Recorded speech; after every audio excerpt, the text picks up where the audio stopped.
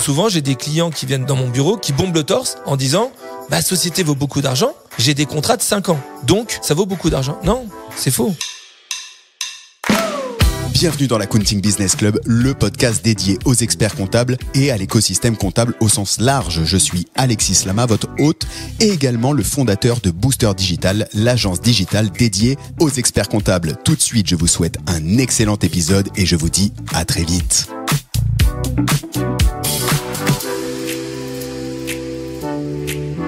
Bonjour à tous et bienvenue dans ce nouvel épisode de l'Accounting Business Club, le dernier épisode avant la pause estivale et un thème du coup d'actualité, de quoi réfléchir pendant les vacances, puisque Patrice, avec toi, on va parler d'évaluation et surtout en fait on va parler de réussir la transmission de l'entreprise.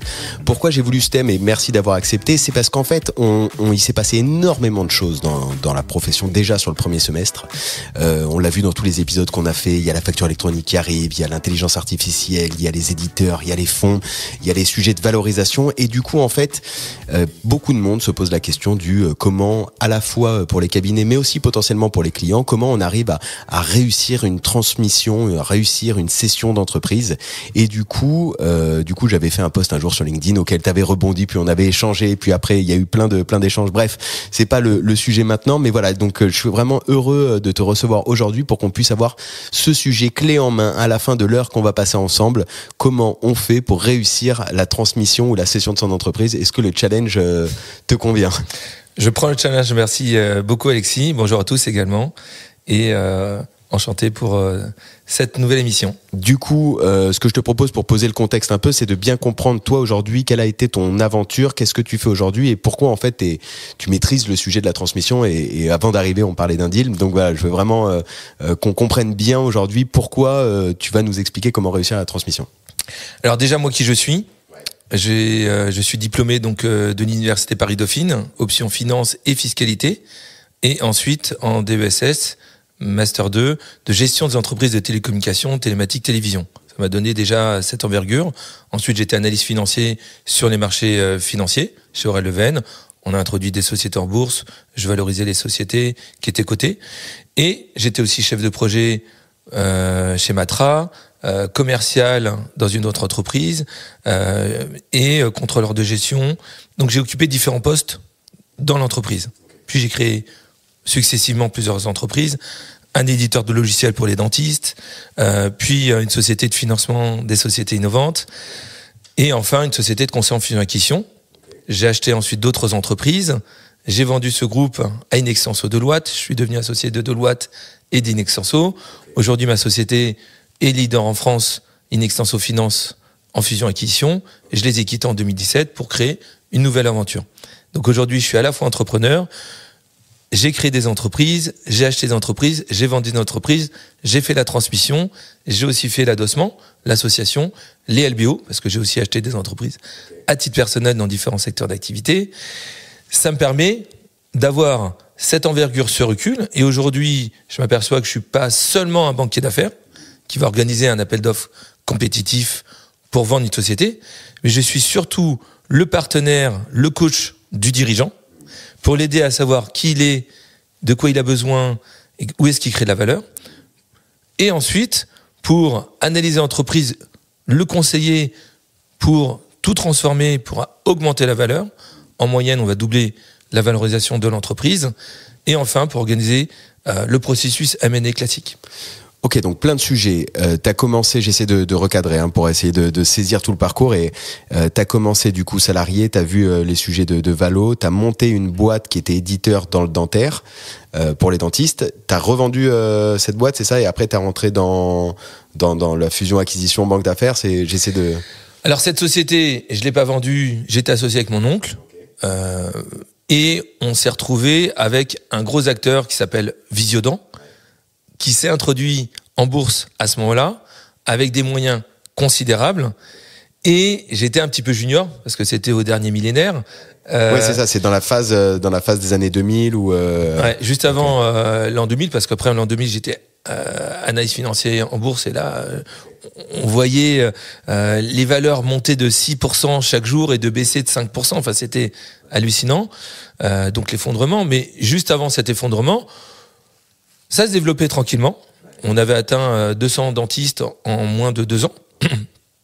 Mais ce challenge vis-à-vis d'un mastodonte qui avait levé beaucoup d'argent m'a fait peur, et donc j'ai laissé mon oncle développer tout seul le logiciel. Ok. Et alors après, tu disais, du coup, t'as monté une boîte qui a été reprise par Deloitte in extenso. T'es resté associé et ensuite t'en es parti. C'est quoi un peu le parcours? Qu'est-ce qui fait que... En fait, je crée donc MK Finance en 2003, la banque d'affaires des PME. On devient rapidement le plus gros des indépendants français des fusions-acquisitions avec 25 cessions d'entreprise chaque année. Et j'ai voulu une association plus large, avec à la fois d'autres associés, mais également un groupe qui va nous apporter des synergies.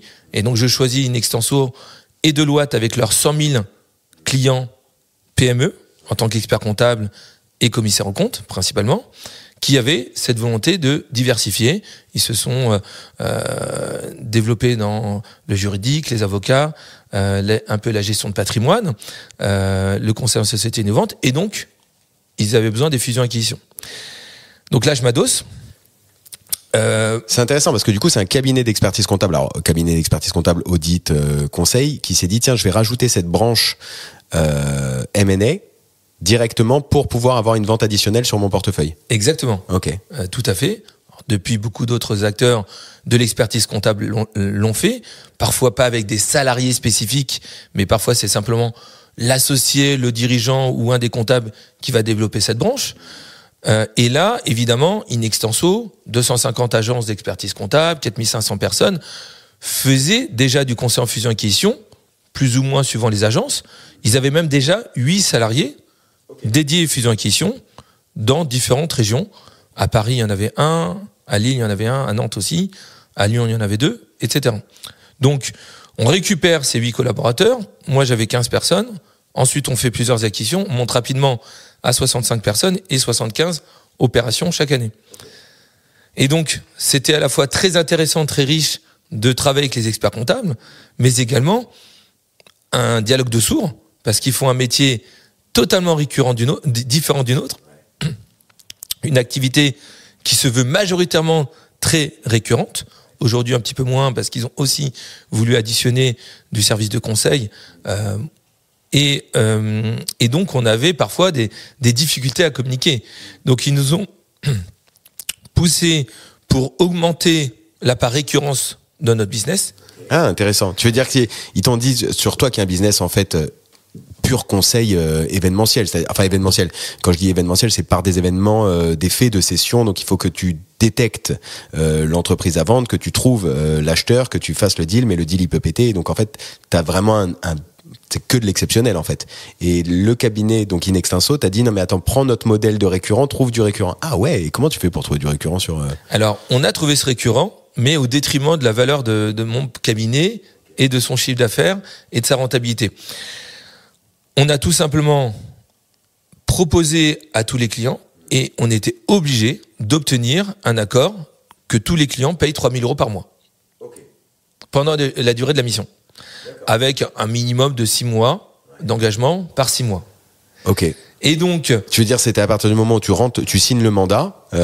Donc quand j'entends banque d'affaires, après tu me diras, mais je te donne ma vision, c'est comme alors les banquiers d'affaires vont être vexés, mais c'est comme un agent immobilier. Tu rentres un bien, il faut que tu trouves un acheteur et tu aides la négociation au mieux. Voilà, je grossis évidemment, tu me décriras. Et donc du coup là, ce qu'ils t'ont dit, c'est tu rentres le mandat. Et ton client paye 3 000 € de fees le temps pendant 6 mois. 6 mois renouvelables. Donc ça peut être 6, 12, 24 mois. Pour exécuter la mission. Et ensuite, évidemment, un honoraire de succès. Ok, intéressant. Donc, j'accepte tout à fait la proximité avec l'agence immobilière. Je vais juste rappeler quelques différences. Un mandat de vente immobilier, dès l'instant qu'on a un acheteur qui paye le prix souhaité, la vente est faite.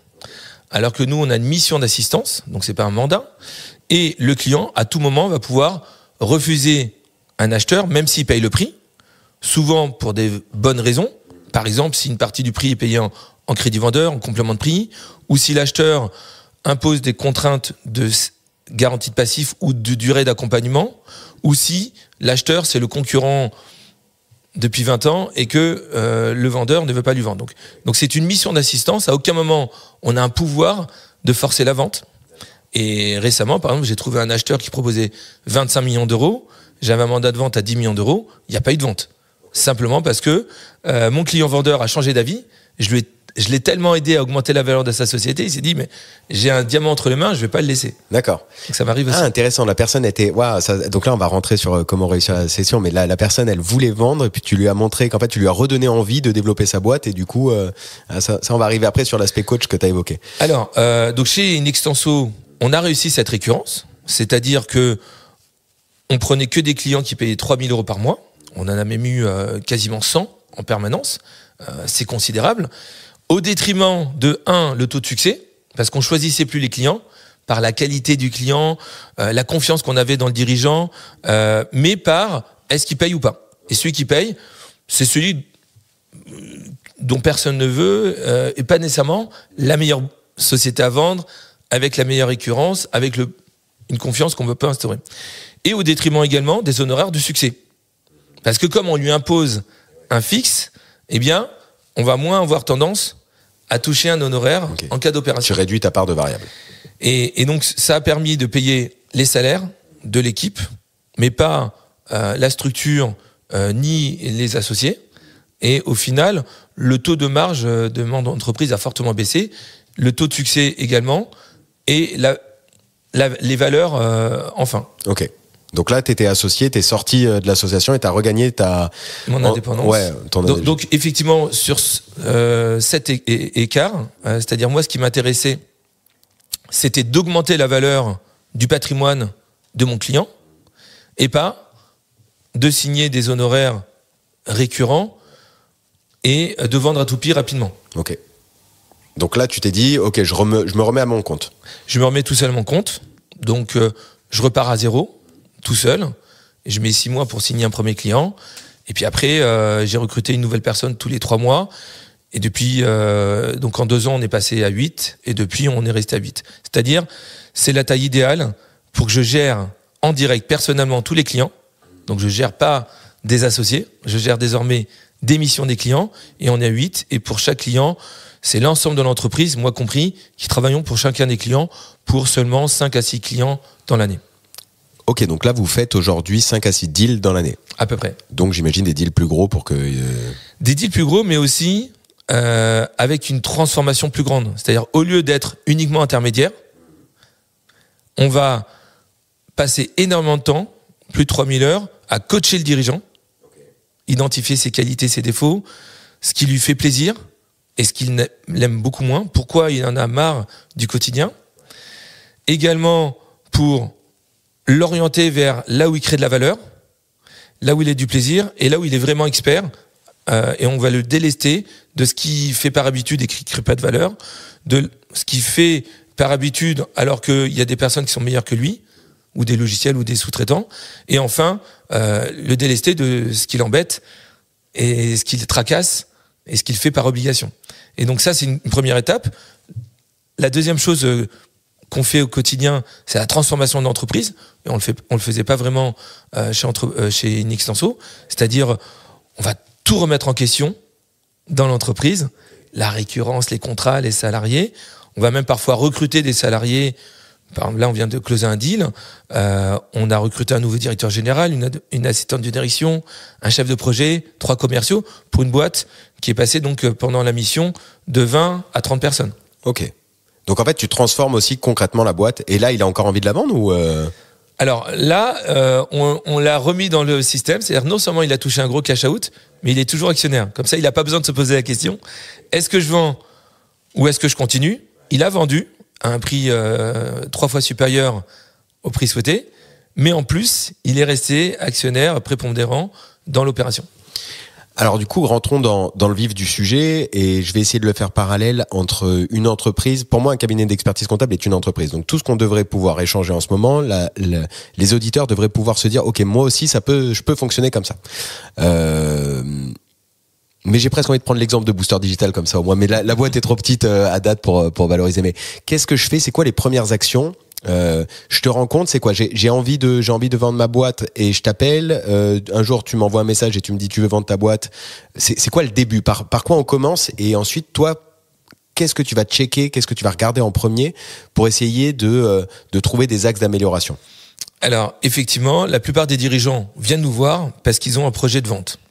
Mais un projet de vente, souvent pour des problèmes et des mauvaises raisons. C'est souvent un dirigeant qui en a marre. Alors, pourquoi il en a marre? Il en a marre de travailler trop, de travailler la nuit. Il en a marre de faire des déplacements, de rentrer tard.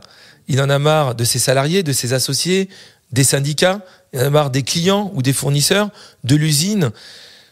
Il en a marre de l'administratif, des finances, de la gestion. Chacun a ses goulots d'étranglement, ses tracasseries. Souvent, on s'aperçoit qu'un dirigeant a créé une entreprise pour faire quelque chose et finalement, quelques années plus tard, il est sur des sujets qu'il n'aime plus du tout. Donc souvent, il y a des problèmes. Il y a encore 10 ans, on était conseiller en cession d'entreprise. Aujourd'hui, chez Entreprise Gestion, on apporte surtout de la sérénité et du plaisir aux dirigeants. Et le résultat, c'est bien sûr du cash-out, c'est-à-dire une cession d'entreprise, une cession de titre, mais c'est pas nécessairement quitter la vie de l'entreprise. Pourquoi? Parce que le principal actif de l'entreprise, c'est souvent son dirigeant. Donc si le dirigeant s'en va, on a une décote de l'entreprise. Le dirigeant s'en va avec son savoir-faire, son expérience, alors qu'en fait, il n'est pas obligé de partir totalement. J'ai par exemple travaillé pour un éditeur de logiciels, Coptis, et le dirigeant voulait partir. Donc quand je lui ai demandé qu'est-ce que vous aimez faire, qu'est-ce que vous n'aimez plus faire, etc., il me dit mais je veux partir. Arrêtez de me poser ces questions, Patrice. Je vous ai pas demandé de m'aider personnellement. Vous n'êtes pas mon psy. Finalement, elle a accepté de se dévoiler au bout de quelques mois et de me confier que effectivement la validation des projets technologiques, elle adore, et la validation de la stratégie internationale. Et je lui ai demandé, mais combien de temps ça vous prend de faire ça? 3-4 heures par mois. Est-ce que vous seriez prête à arrêter 99% de vos activités, mais de continuer seulement 3-4 heures par mois? Mais elle a dit, évidemment, j'adore valider ces projets stratégiques. Eh bien, le seul fait d'avoir accepté de garder un pied dans l'entreprise a permis de multiplier la valeur de l'entreprise par 3, parce que plutôt que de voir une société qui va décliner demain, eh bien l'acheteur, et en l'occurrence c'était un fonds d'investissement, s'est dit, eh bien je vais pouvoir continuer à discuter avec ce dirigeant, je vais pouvoir le mettre associé au capital, et je vais pouvoir continuer à percevoir ce qu'elle aime faire et ce qui crée de la valeur, sans la déranger tous les jours. Et ça, dans les faits, ça se passe vraiment, ou tu vois, c'est la logique du on minimise toujours, je te dis 3-4 heures, au final c'est un jour, puis au final, si dans la valo ça fait x3, ça veut dire que le fonds quand même, il se dit il va rester, et en fait ça me fait un mois à gérer comme d'habitude, mais j'ai fait un petit cash out, donc j'ai avalé la pilule. Alors, elle a fait un gros cash out, parce qu'elle a fait un cash out de plus de 2 fois la valeur initiale qu'elle souhaitait, et de 2 fois la meilleure valorisation du concurrent initialement. C'est-à-dire qu'au début, on a eu des offres et donc on a obtenu une valeur de 3 fois et sur les 3 fois, elle a réinvesti 1 fois, elle a touché 2 fois. Ce qui est quand même considérable. Là où tu as totalement raison, c'est qu'elle a dû travailler plus que 3-4 heures, mais aussi parce qu'elle en avait envie. C'est-à-dire qu'elle avait aucune raison de le faire. Mais c'est vrai qu'elle a travaillé plus que 3-4 heures, mais beaucoup moins que ce qu'elle faisait avant. Et là, comment ça se passe? Du coup, tu lui dis reste. Donc j'ai compris la logique. Tu lui poses les questions. Tu détectes que en fait, elle aime quand même encore faire ce qu'elle fait, mais c'est bien enfoui sous la quantité de choses embêtantes. Tu trouves le fond et le fond, tu lui dis reste. Elle va rester. Vous inquiétez pas, mais elle va lever le pied. Et du coup, ça monte la valo. Et elle se retrouve quoi? Elle est consultante à côté, ou elle reste en DG? Alors ça dépend des cas. Dans le cas présent, elle est devenue actionnaire, membre du conseil d'administration, et elle a gardé un contrat de prestation. Entre-temps, avant de contacter le fonds, on a dit, si vous prenez cette hauteur-là, il va manquer des personnes. Un directeur général, un directeur administratif et financier, etc. Donc on a d'abord structuré l'entreprise, on a identifié, c'était une toute petite société à 20 personnes, mais on a identifié qu'il y avait un salarié à Singapour qui était commercial. On l'a fait monter d'abord directeur commercial, et ensuite directeur général. Et on est parti chercher à l'extérieur un directeur administratif et financier. On fait souvent appel à des chasseurs de tête. Dans le cas présent, c'est nous qui l'avons trouvé. Donc on a fait la fiche de poste, on a fait l'offre d'emploi, on a fait la section, on a rencontré un directeur administratif et financier, même plusieurs, et on a recruté un. On s'immisce jamais dans la gestion d'entreprise, mais on aide quand même à faire ce type de choix. Donc on a d'abord structuré l'entreprise, et ça a permis d'avoir déjà fait la transition avant que le fonds investisse. Donc déjà à ce moment-là, la dirigeante était en train de former ces 2 dirigeants et n'était plus en train opérationnellement de tout faire toute seule. J'ai compris. Et combien de temps ça prend tu vois, typiquement sur ce cas, mais c'est intéressant parce que c'est pratico-pratique. Combien de temps ça prend entre la personne, tu la rencontres, et le fonds, t'as ta première offre où t'as multiplié la valo initiale? On est sur restructuré, un peu plus que 6 mois. Ah, c'est rapide quand même. Et après, il faut quand même encore 5 mois supplémentaires en moyenne pour finaliser le deal. C'est-à-dire signer un contrat de cession de titre, rédiger, négocier la garantie de passif, négocier, rédiger le pacte d'actionnaires, obtenir les financements, finir le tour de table, finaliser le déblocage des fonds. Donc tout ça, on est sur 5 mois supplémentaires. Mais la partie conseil préparatoire, c'est de quelques semaines à quelques mois. Puis la recherche des contreparties, la négociation, de quelques semaines à quelques mois. Et puis j'oubliais également, une fois qu'on a l'audit, qui doit finaliser. Donc d'où les 5 mois de finalisation. Ah, c'est pas si long quand même hein, pour restructurer, ou en tout cas pour pas embellir la mariée, mais restructurer en tout cas la boîte pour qu'elle soit mieux valorisée, quoi. Souvent, on nous dit qu'on fait le job du fonds d'investissement, ce que lui fait en 3-4 ans. Nous, on va parfois le faire en 6 à 12 mois. On n'a pas fini d'embellir la mariée au bout de 3-4 mois, quand on commence ces négociations. Mais on est sur la bonne lancée, et on a tout écrit dans le dossier de présentation, et on explique ce qu'on va finaliser avant la fin des 12 mois de closing. Parce qu'entre la signature de la lettre de mission et le closing, il se passe souvent 12 mois. 1 à 3 mois de préparation, 1 à 3 mois de négociation, 1 mois d'audit, 1 mois de juridique, 1 mois de financement, 1 mois de finalisation. On est plus le mois d'août, ça fait à peu près 12 mois. Certains closings, comme le dernier qu'on a fait, on était sur 24 mois. Pourquoi ?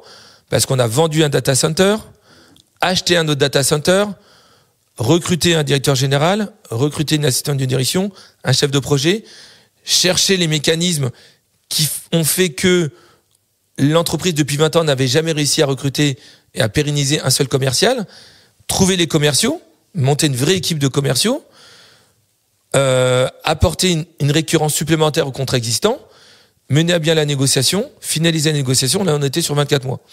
Mais on a fait tout ça en 24 mois. Et là, pour le coup, c'est quoi ton business model ? Parce que si tu bosses, ça fait plein de tâches, tu vois, enfin plein de missions différentes, sur des pôles différents. Donc j'imagine que chez vous, vous êtes structuré sur des différentes spécialités. Mais c'est quoi ton modèle économique ? Comment tu factures ? L'ensemble de l'équipe est dédié au client. C'est-à-dire qu'on a souvent 8 personnes qui travaillent pour un seul client. Toute l'équipe travaille pour le client. D'où le fait que ça va aussi vite. Parce qu'on superpose le travail. On va pas attendre d'avoir fini le diagnostic pour commencer la transformation, attendre d'avoir fini la transformation pour aller chercher les acheteurs. On fait tout ça en parallèle. Ensuite, on fait travailler à nos frais également des avocats. On fait les études de marché aussi en interne. Parfois, on va prendre en charge des études de marché externes, des agences web. Parfois, on les fait payer à notre client, mais parfois, on les prend à notre charge. Et le cabinet de recrutement également.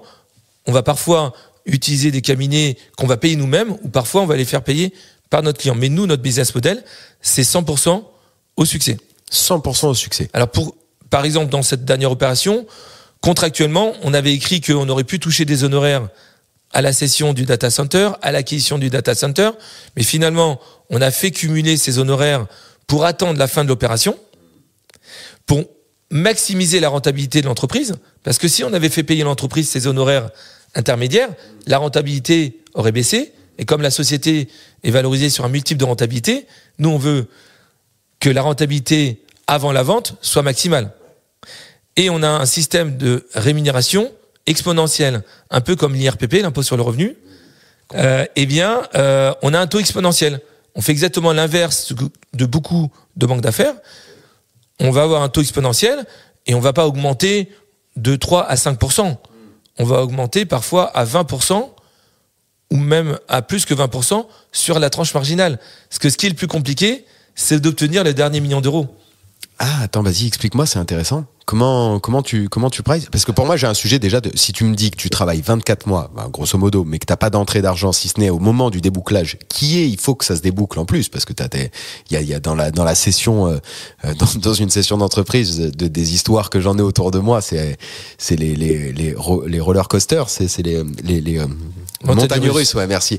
Mais du coup, tu bosses pendant 24 mois et possibilité que ça pète un moment, quoi. Totalement. Si on prend l'exemple de la dernière opération, on a travaillé 4500 heures pour le client. Quand on facture, quand j'étais associé chez Deloitte Inc. je facturais 850 € de l'heure et mes salariés entre 200 et 400 € de l'heure. Donc si tu prends 4000 heures à 400 €, ça fait un certain budget. Et tous ces honoraires, on les repousse au succès, donc on a un risque. L'année dernière, j'ai travaillé 4000 heures pour un client, j'ai touché 0 centime, et je sais que je toucherai jamais 1 euro sur ce dossier. Ok, le deal il se fera pas. Voilà, ça arrive, c'est rare, mais ça arrive. Et donc oui, on attend en moyenne plutôt 1 an, parfois 2 ans, donc c'est la fourchette, 1 an, voire 2 ans, parfois 6 mois, mais en général c'est 1 an, pour toucher nos honoraires. Et donc nos honoraires sont plus élevés qu'une banque d'affaires traditionnelle, parce que c'est à la fois une société de conseil en coaching dirigeant, en transformation de l'entreprise. On va aussi faire la comptabilité analytique de l'entreprise, ce que ne fait pas habituellement une banque d'affaires. On va payer nous-mêmes les honoraires d'avocat du cabinet qu'on a choisi pour sécuriser l'opération. C'est une option gratuite. Évidemment, notre client peut prendre ses avocats en plus, mais nous, on intègre à notre mission une mission d'avocat. Et donc, oui, on a un honoraire qui peut souvent dépasser 1 million d'euros. Et du coup, c'est quoi l'histoire du barème? Comment ça se passe? Déjà, c'est quoi dans ce monde? Parce que c'est un monde assez feutré, la banque d'affaires. C'est pour ça que j'ai essayé de faire le parallèle avec l'agent immobilier. Ici, tu vends un bien, on va te dire c'est entre généralement 5% du prix de vente. Dans la banque d'affaires, ça se passe comment et c'est quoi l'histoire du barème? Alors, historiquement, on applique l'échelle de Lehman. Lehman Brothers, qui a déposé le bilan en 2008. Mais cette échelle de Lehman, c'est un peu comme l'agent immobilier, donc c'est un taux dégressif, mais un taux plus élevé à valeur équivalente. Quand on vend un bien immobilier 1 million d'euros, on va peut-être pouvoir négocier à 3% pour la vente de son appartement, mais une société à 1 million d'euros, le taux il va être plus proche des 8 à 10% pour une banque d'affaires traditionnelle, parce que le travail est très complexe pour vendre une société. Donc c'est pas juste, on prend des photos, on met des agences, on fait des visites. Ouais. Oui, il y a beaucoup plus de travail. Le conseil en cession d'entreprise, il va devoir être multitâche, comprendre le business model, comprendre le métier, les ressources humaines, la finance, le financement, la négociation, le prix, l'apport en capital, etc. C'est aux frais de l'acheteur ou du vendeur? Alors, nous, on ne travaille que pour notre client. Donc, quand on est conseil du vendeur, ce qui est le cas dans 90% des cas, on est payé exclusivement par notre client vendeur. Dans 10% des cas, on est conseil acheteur, parfois, parce qu'on a un mandat de vente. Donc, quand on a un mandat de vente, comme ça a été le cas pour Bage ou pour ARDCOM plus récemment ou pour plein d'autres clients, on a un mandat de vente. Et dans le cadre de ce mandat de vente, on fait des acquisitions. Donc, quand on fait des acquisitions, on est payé par l'acheteur. Et quand on conseille à la vente, on est payé par le vendeur. Quand tu dis que tu fais des acquisitions, c'est que tu veux faire grossir la valo, donc tu identifies que dans 24 mois, il va falloir augmenter la valo, donc tu lui trouves des cibles, tu fais monter la mayonnaise et après, comme ça, Ok. Si je prends l'exemple de Bage, une société qu'on a pris à 30 millions de chiffre d'affaires, en 6 mois, on est passé à 110 millions de chiffre d'affaires après avoir fait 4 acquisitions en 6 mois. Et en parallèle de ces acquisitions, on a fait la vente. C'est-à-dire qu'on n'a pas fini les acquisitions, qu'on avait déjà signé la vente, en disant, voilà, regardez, on a déjà acheté 2 sociétés, il y en a 2 autres, on est en exclusivité, donc tu payes la société comme si elle faisait déjà 110 millions de chiffre d'affaires. Et on l'a vendu à 110 millions de chiffre d'affaires, alors même que le bilan de 110 millions de chiffre d'affaires n'était pas clôturé. Et qu'on ne sait pas si ça a marché, la fusion, la mise en place de tout. T'as réussi. Okay. Et donc, on a fait 5 opérations en 12 mois. Okay.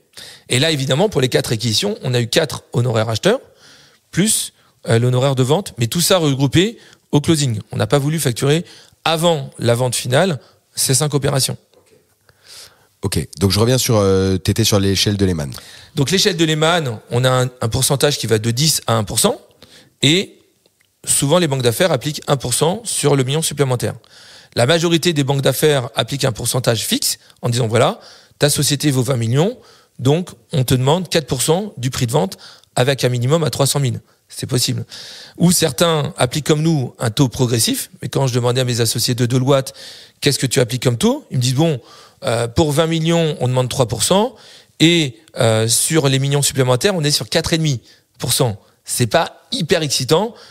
Toucher seulement 4,5% pour un million supplémentaire qui est très difficile à obtenir, nous, on a tout de suite tablé sur un pourcentage qui va être de 6, 8, 10 ou même 20% sur ce million supplémentaire. Alors, quand tu dis le million supplémentaire, j'adore, parce que j'essaie de... Quand ça me reparle de chiffres, il faut que je me remette dedans. Mais quand tu dis le million supplémentaire, c'est... Je rentre chez toi sur un mandat, ma boîte vaut 20. Toi, tu me dis, ok, on peut voir, et en fait, tu vas réussir à la sortir à 30, et donc tu vas prendre 6% sur 10 millions. Alors, sur les 10 millions supplémentaires, quoi. Quand je dis le million supplémentaire, c'est entre 20 et 10. Alors, c'est on comme peut ça, prendre 20% sur les 10 millions supplémentaires. C'est-à-dire, on va être à 4% sur les 20 premiers millions. Ok. Et 20% sur les 10 millions supplémentaires.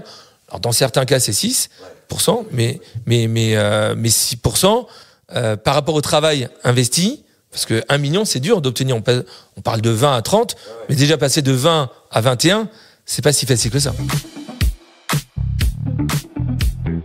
On fait une pause dans cet épisode pour parler de développement de cabinet. Vous connaissez Booster Digital ? C'est l'agence experte qui accompagne les dirigeants experts comptables dans la croissance de leurs entreprises et déjà depuis plus de 6 ans. Stratégie de cabinet, pricing, création de l'identité visuelle, création du site web, animation des réseaux sociaux et développement commercial, on le fait et on le fait bien. Déjà plus de 45 cabinets satisfaits. Alors, pour découvrir comment on peut booster votre entreprise, c'est simple. Envoyez-moi un message sur LinkedIn avec la mention Accounting Business Club ou simplement IBC. Je vous offre une consultation stratégique de 30 minutes. Et tout de suite, revenons à notre épisode. C'est quoi ta secret sauce pour arriver à me faire augmenter la valo de ma boîte ? Je viens te voir, je pense qu'elle vaut 10. Déjà, c'est énorme. Mais j'ai encore envie, tu vois. J'ai pas envie de partir. Comment je fais pour la faire passer à 20 ?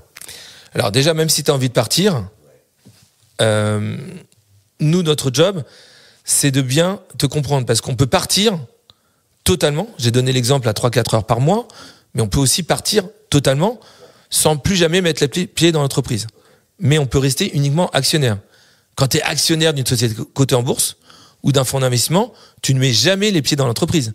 Mais simplement le fait d'être actionnaire et de savoir que, en cas de pépin, le dirigeant peut t'appeler pour te demander des conseils, ça a déjà une grande valeur.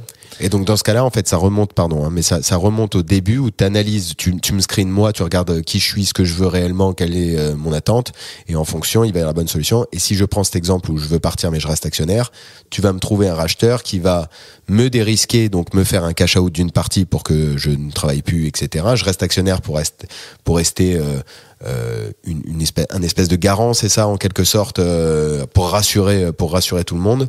Et du coup, le dirigeant qui sera mis en place par le racheteur ou le racheteur lui-même pourra me rappeler de temps en temps. C'est ça un Exactement. peu. Okay. Mais il y a aussi le cas où le dirigeant reste et va s'épanouir. Je prends l'exemple de Edilink, une société qu'on a fait il y a 1 an. Au début, les dirigeants voulaient partir. On n'en peut plus. On veut plus travailler dans cette entreprise. Et finalement, il s'est retrouvé à reprendre goût parce on l'a aidé à recruter des dirigeants intermédiaires qui se sont retrouvés extrêmement compétents et qui lui ont permis de ne plus du tout mettre les mains dans le cambouis. Et au lieu de gérer des équipes classiques, il s'est retrouvé avec des vrais directeurs. Aujourd'hui, il va rechercher ses enfants à l'école tous les jours à 17h. La société a doublé de taille en chiffre d'affaires, en rentabilité, dérisqué parce qu'il a pu sécuriser la valeur de son patrimoine. Il a obtenu un prix de vente uniquement en cash out plus que le prix souhaité pour 100%, mais il a gardé 85% du capital. Et en plus... Comment il rentre plus de cash avec son cash out et reste amplement majoritaire dans la boîte ? C'est quoi le... C'est la magie de l'OBO. Ouais, c'est ce que j'étais en train de me dire. C'est que là, en fait, il s'est racheté à lui-même. Voilà. C'est ça l'histoire. Et du coup, il y a eu de l'argent qui est rentré dans la boîte. Par un financement, et donc il a pu staffer, parce que j'ai essayé de faire le parallèle, tu vois, avec un cabinet d'expertise comptable, comment on pourrait venir augmenter la valo d'un cabinet. Et donc dans ce que j'entends depuis le début de l'épisode, c'est que il y a un vrai sujet humain de staffing d'équipe intermédiaire, de mettre en place des dirigeants, des directeurs, et en cabinet d'expertise comptable. Enfin, tu vois, je me dis, si tu me places tout le monde comme ça, tu vas venir ponctionner ma rentabilité quand même. Prenons cet exemple-là. Donc déjà pour revenir sur l'OBO, donc c'est une cession d'entreprise à un holding, donc LBO, leverage buyout. Alors bien sûr que 100% des experts comptables vont dire je connais, je sais. Non, pas du tout. 100% des experts comptables ne savent pas. Je le connais bien, les experts comptables. Enfin, j'exagère quand je dis 100%. Et j'ai travaillé pour un dirigeant, un expert comptable. J'ai vendu sa société, il avait 64 ans. J'ai fait son OBO à 64 ans. Et là, il m'a dit mais Patrice, si j'avais su ça il y a 40 ans, je serais milliardaire. Bon, il se trouve que maintenant, 15 ans plus tard, il est milliardaire. Okay. Alors, il est milliardaire en francs, mais c'est incroyable. C'est-à-dire, il a commencé sa carrière capitaliste très tard, à l'âge de la retraite. Aujourd'hui, il possède des sociétés sur plusieurs continents et il a... Un ancien expert comptable.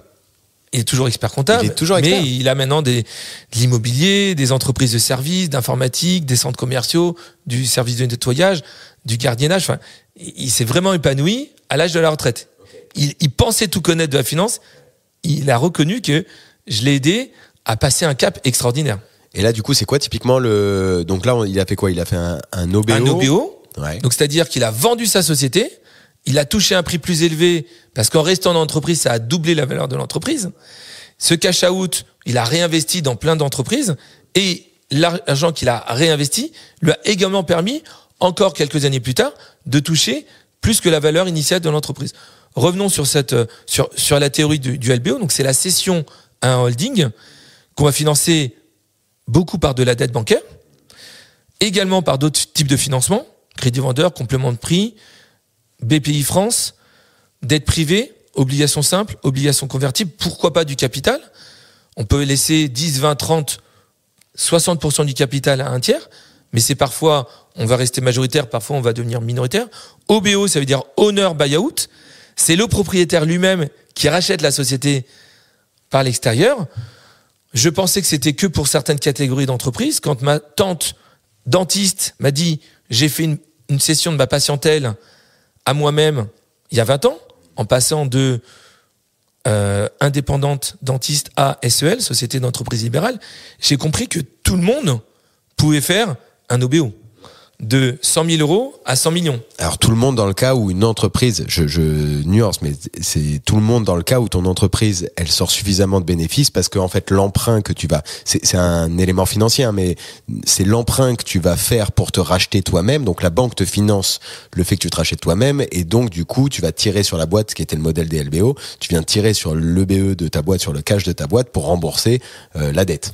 D'où la question de est-ce qu'il y a une rentabilité récurrente, comment on va sécuriser cette rentabilité, pérenniser un cash flow récurrent sur les prochaines années, et pourquoi pas l'augmenter.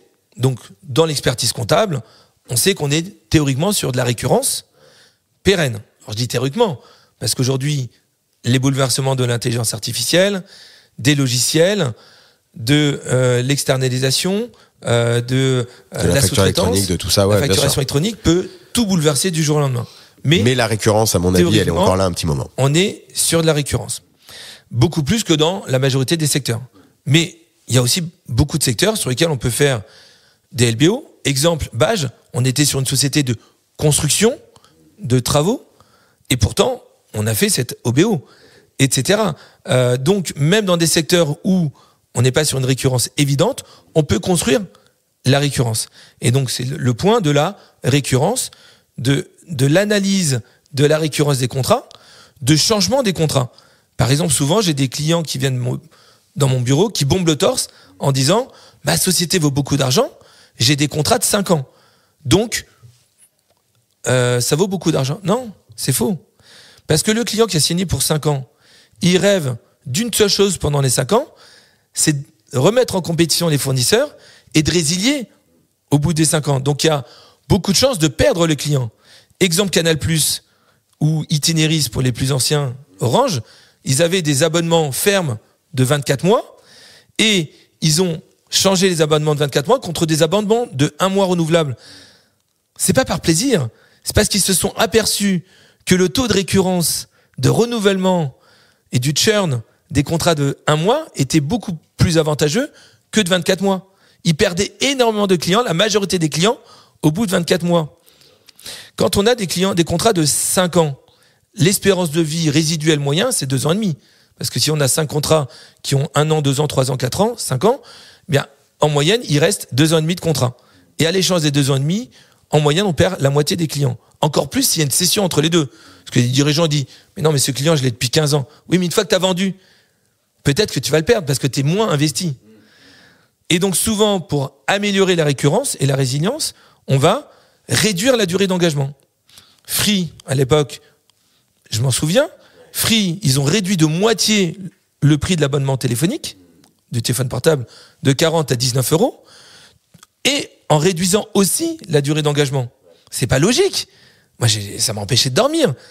Non, parce qu'ils savent que Netflix, Free, maintenant Canal+, Orange, eh bien, engagement de 1 mois renouvelable, on garde les contrats 25 ans en moyenne. On n'a que 4% de pertes annuelles. D'où le fait que les contrats en mode SaaS, les éditeurs de logiciels en mode SaaS, valent beaucoup plus cher que les éditeurs de logiciels client-serveur. C'est super intéressant parce que dans le monde de l'expertise comptable, t'as ton contrat du coup en grande majorité qui se renouvelle par tacite reconduction et que tu dois dénoncer 3 mois avant la date de clôture.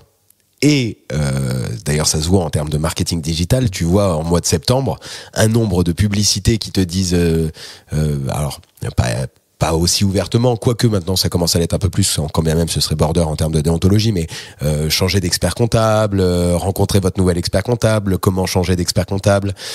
Tu vas avoir certains éditeurs qui vont dire le prix ou des cabinets en ligne c'est 49 € ou c'est compta gratuite. Et en fait, le fait de passer sur le modèle d'abonnement mensuel, du coup en fait avec la possibilité de résilier à tout moment, fait que ton client résilie moins parce qu'il a moins cette date d'échéance. Ah ouais, ok, je l'avais pas vu sous comme ça. Comme le client se dit qu'il peut résilier à tout moment, il a plus besoin de réfléchir à un moment donné, annuellement ou pluriannuellement. Et donc il se dit, je peux résilier à tout moment, donc on verra ça plus tard. J'ai d'autres urgences. Et finalement, il remet ça au calendrier grec.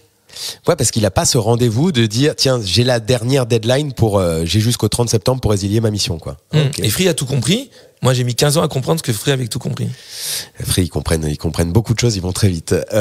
Ok, impec. Donc ça, c'est le premier point. Tu repasses dessus, tu vas passer un des points, tu repasses dessus, tu repasses sur les contrats, tu vas chercher de la récurrence parce que c'est ce modèle de récurrence qui te permet d'améliorer. 1, le plaisir du client, son efficacité au travail et la création de valeur. 2, la récurrence des contrats, essentiel. 3, la structuration des équipes, parce que la valeur d'une entreprise, on a dit que c'était d'abord le dirigeant, mais ensuite ses équipes. Et donc, en moyenne, on recrute des collaborateurs. On n'est pas là pour économiser des charges de personnel. Au contraire, on sait que les salariés, c'est la valeur d'une entreprise. Et donc là, c'est ce que tu disais, tu détectes les bonnes personnes, tu passes par des cabinets de recrutement, tu places les bons dirigeants au bon endroit. On va faire monter aussi en compétences des salariés existants. Et puis ensuite, on va toiletter, nettoyer l'entreprise à tous les niveaux. Certains disent tu embellis la mariée. J'aime pas du tout ce terme parce que le lendemain du mariage, la mariée est redevenue normale. Nous, le lendemain de la transformation, on a structuré, équipé l'entreprise, on l'a fait grossir, on a fait monter d'un cap le dirigeant, on a rendu les contrats plus récurrents, on a souvent amélioré l'image Internet, amélioré les notes Google, changer le logo, changer de site internet. On l'a aidé à identifier les produits rentables et récurrents. Et on a peut-être délaissé des produits qui parfois font du chiffre d'affaires, mais sont moins rentables et moins récurrents. On a vendu 2 sociétés dans le même secteur d'activité. Une qui faisait 100 millions de chiffre d'affaires, moins cher qu'une société qui faisait 10 millions de chiffre d'affaires. Et a priori, on était sur le même secteur d'activité.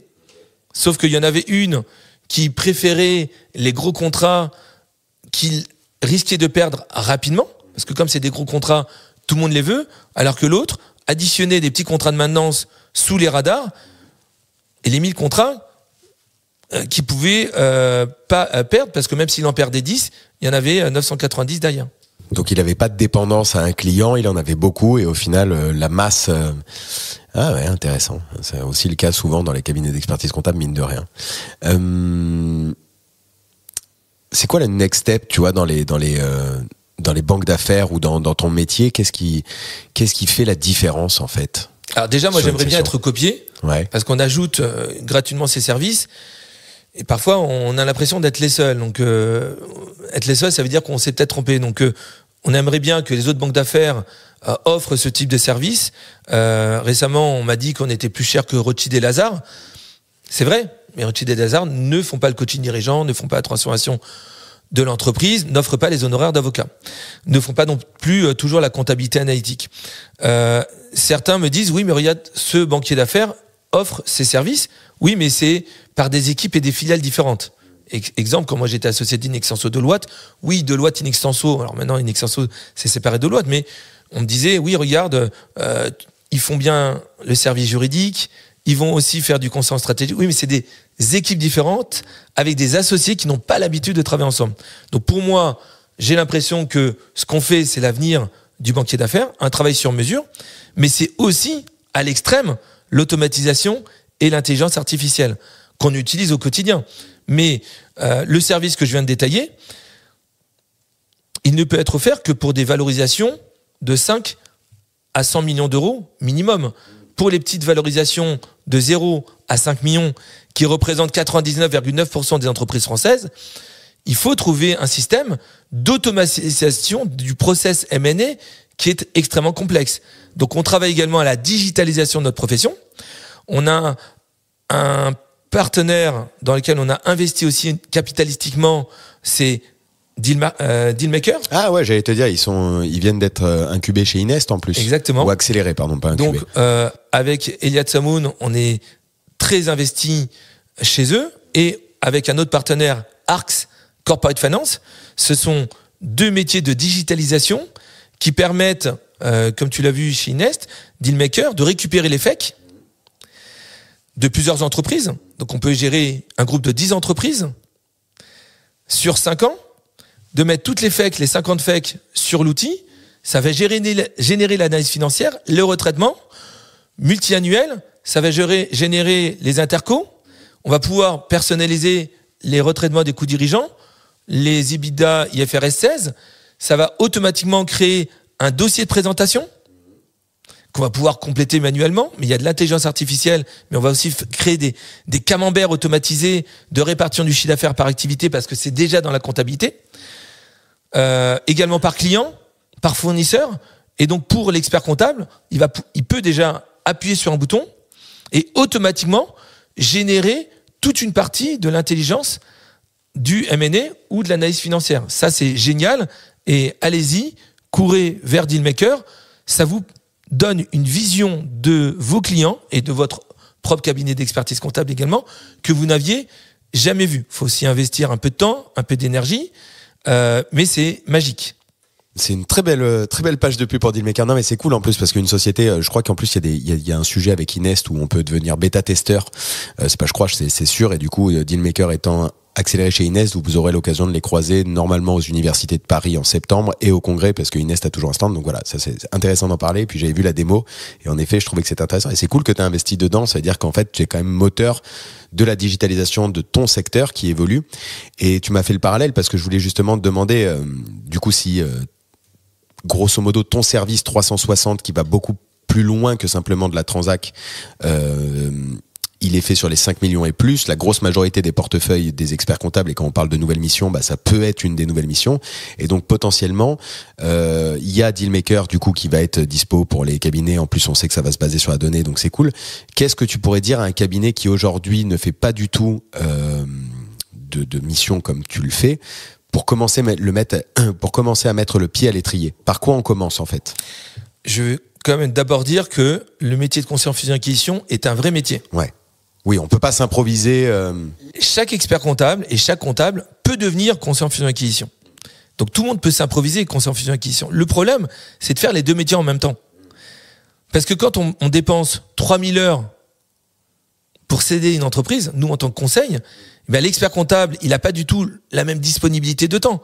Pendant 6 mois de l'année, il est très occupé aux IRPP, au bilan, etc. Et il peut pas en plus être totalement dédié. Donc, ce qui est important, c'est qu'une personne y soit dédiée. Une personne au sein du cabinet soit dédiée à ça. Au sein du cabinet ou un partenaire extérieur. Ou un partenaire, ouais, bien sûr. J'ai encore en plus un conseil et un expert comptable qui avait signé une mission de vente. Il s'est dit 20 000 euros, génial, je vais toucher 20 000 euros, c'est beaucoup d'argent. Et il a travaillé 3 000 heures pour ne pas toucher les 20 000 euros. C'est-à-dire non seulement s'il avait fini l'opération, il aurait touché 20 000 euros pour 3 000 heures. Il y a des femmes de ménage qui facturent plus que ça. Le taux horaire, il est pas bon. Mais en plus, il a touché 0. Oui. Non, en fait, si tu veux, j'essaie de réfléchir, mais c'est un métier pour moi, c'est un métier à part entière. Tu vois, j'en discute souvent avec Julien Younes aussi, qui fait ça avec Odin Partners. C'est clairement, et qui est expert comptable. Donc, tu vois, c'est clairement un métier à part entière. Et en même temps, dans cette tranche de 0 à 5 millions, c'est la grosse majorité des portefeuilles. Et des outils comme Dealmaker, tu vois, je me dis, ils feront pas tout le deal. Je pense pas que les cabinets fassent tout le deal demain, sauf en effet. Mais tu vois, par quoi on peut... Alors, voilà, mais je voulais quand même insister sur le fait que il faut faire très attention. Toutes les missions de vente ont l'air très faciles. Or, toutes les missions de vente sont très complexes. Donc, premier conseil, c'est faire très attention. Deuxièmement, utiliser Dealmaker, c'est vraiment magique. On peut récupérer des analyses financières et un dossier de présentation, et c'est semi-automatisé, et c'est de plus en plus automatisé. Et ensuite, faire attention à la taille du dossier. Donc, je sais que 95% de la clientèle d'un expert comptable, c'est moins de 1 million de chiffre d'affaires, mais c'est vraiment très compliqué à vendre, de par l'intupersonné de la société, la non-récurrence souvent, et nous, on va s'imposer des seuils. Il faut faire très attention en tant qu'expert comptable à ne pas avoir l'impression que c'est facile. Et ensuite, si possible d'avoir une personne ou une demi-personne dédiée, c'est un métier passionnant, le fusion-acquisition. C'est un métier qui permet de prendre de la hauteur. Déjà, quand l'expert comptable, il arrive à faire du conseil, du contrôle de gestion, du DAF externalisé, du service juridique, c'est génial. Et là, on est en M&A. Donc, c'est vrai que c'est prendre de la hauteur. Mais il faut faire attention, comme dans l'exemple, tout à l'heure, j'ai dit, il ne faut pas confondre le chiffre d'affaires rentabilité. Ça peut être beaucoup de pertes de temps, d'énergie et d'argent. Donc ensuite, il y a énormément d'outils qui permettent d'automatiser la cession d'entreprise. Et puis après, l'expert comptable, il a déjà beaucoup d'informations sur l'entreprise à vendre. Donc oui, il est au cœur des sujets. Et oui, il va pouvoir aussi peut-être connaître des contreparties. Parfois, il est même spécialisé dans un secteur d'activité. Et parfois, il connaît déjà le vendeur et l'acheteur. Et parce que je vois que le temps file, sur la notion de financement, est-ce que ça c'est aussi un truc sur lequel vous intervenez? C'est-à-dire que pour vraiment réussir, on parlait tout à l'heure de LBO, de OBO, est-ce que le rôle aussi de la banque d'affaires, c'est d'aller chercher en plus le financement qui va permettre de faire l'effet de levier complémentaire ou totalement. Et augmenter la valo? Totalement. Le financement est central. Et là encore récemment, j'ai un dirigeant qui m'a dit « Oui, c'est bon, j'ai pas besoin de vous pour le financement ». Et le meilleur financement bancaire qu'il a obtenu, c'était 2,5 millions. Et nous, pour le même dossier, on a eu 9 millions. Okay. De la part des banques. Qu'est-ce qui fait la différence? C'est quoi? Parce que lui, j'imagine, il a été voir la banque de sa boîte, il la connaît, etc. Et toi, en fait, c'est quoi? C'est vous montez un dossier différent sans qu'on utilise. Ouais, okay. À partir du moment où on a une banque qui accepte un financement, c'est des moutons. Donc, les banques de l'entreprise sont évidemment les banques naturelles et les plus intéressantes et les plus intéressées. Mais parfois, elles veulent pas prendre de risques. Et en plus, elles vont demander une garantie personnelle. Et nous, dans cet exemple, on avait eu un financement beaucoup plus élevé, avec un taux plus faible, et en plus sans garantie personnelle. Et ça, c'est très important. Parce que si on fait 20 millions de cash out et qu'on laisse une garantie personnelle sur le financement bancaire, il n'y a pas d'intérêt. Donc oui, il y a le financement bancaire, mais il y a aussi les autres types de financement. Aujourd'hui, la France, c'est le leader mondial des fonds d'investissement. Non pas du capital risque, mais en capital LBO, capital transmission, on fait plus d'opérations avec des volumes et des valeurs et plus d'argent chez les fonds d'investissement que l'Italie, l'Espagne, le Royaume-Uni et l'Allemagne. Beaucoup plus. Et parfois, c'est utile et intéressant de mettre en compétition plusieurs types de financement. Les fonds d'investissement, c'est pas toujours sale. Parfois, ils sont mauvais, mais parfois, c'est extrêmement utile pour compléter un tour de table. Une banque, si on va la voir uniquement avec un OBO simple, je vends à moi-même, eh bien, elle va dire oui, mais et alors que dès l'instant qu'on va mettre un tiers dans le capital, ils vont avoir beaucoup plus confiance. C'est aussi un élément d'augmentation de la valeur et de l'augmentation du financement. Il y a un truc, tu vois, deux petites dernières questions, mais tu vois, il y a un truc sur l'entourage que j'ai qui a vendu ou qui est en process, etc. Il y a un sujet de défocus du dirigeant. Et tu parlais tout à l'heure de coach du dirigeant, d'accompagnement du dirigeant. On est sur des missions qui peuvent faire entre 6 mois, 1 an, 2 ans. Comment tu fais pour que ton dirigeant ne soit pas défocus ? Est-ce que c'est possible déjà que le dirigeant ne soit pas défocus, et parce que c'est les montagnes russes, et si oui, comment tu peux pendant la période de mission ? Ouais. Déjà, nous, on a un point hebdomadaire. Donc, chaque semaine, on lui parle. 5 minutes, 1 heure, mais on lui parle. On essaye de faire un point sur là où il en est sur les sujets sur lesquels il s'était engagé. Dans la plupart des cas, il va dire non, j'ai pas avancé, et nous, on va dire très bien, on le fait nous-mêmes. Donc, comme ça, on reprend la main sur des sujets qui sont pas si évidents que ça. Au début, il disait évidemment, mais finalement, c'est pas si facile que ça. Ensuite, on va le décharger de tout ce pourquoi il n'est pas très à l'aise, il n'a pas le temps, il n'a pas envie. On va immédiatement, dès le début de la mission, le décharger de tout ce qu'il fait au quotidien, en essayant de le pousser à recruter des personnes ou à faire monter en compétence, utiliser des logiciels ou arrêter de faire des choses inutiles. Donc comme ça, on lui décharge son travail du quotidien. Il va souvent réduire de la moitié son travail dédié à l'entreprise habituellement, ce qui fait qu'il va pouvoir consacrer quelques heures pour nous, quelques heures également pour dormir et s'occuper de sa famille, et quelques heures aussi pour s'occuper de sujets qui créent de la valeur et qui le passionnent dans l'entreprise. Donc ça fait boule de neige. Ouais, intéressant. Faut se libérer du temps, quoi. Patrice, dernière question. Est-ce que tu aurais une ressource à nous partager, tu vois, livre, podcast évidemment, on va en parler, mais tu vois, qui nous permettent de creuser, qui permettent aux auditeurs maintenant de creuser potentiellement ce sujet de la valo, de la réussite, de la transmission d'une entreprise.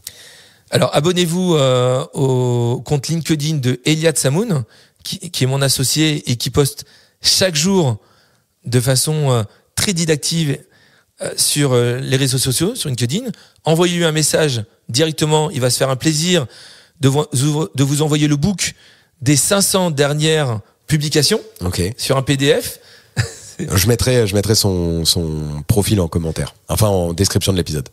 Bien sûr que 500 posts, c'est compliqué à intégrer, mais chaque post a son intérêt. Vous allez pouvoir faire des recherches par mots-clés.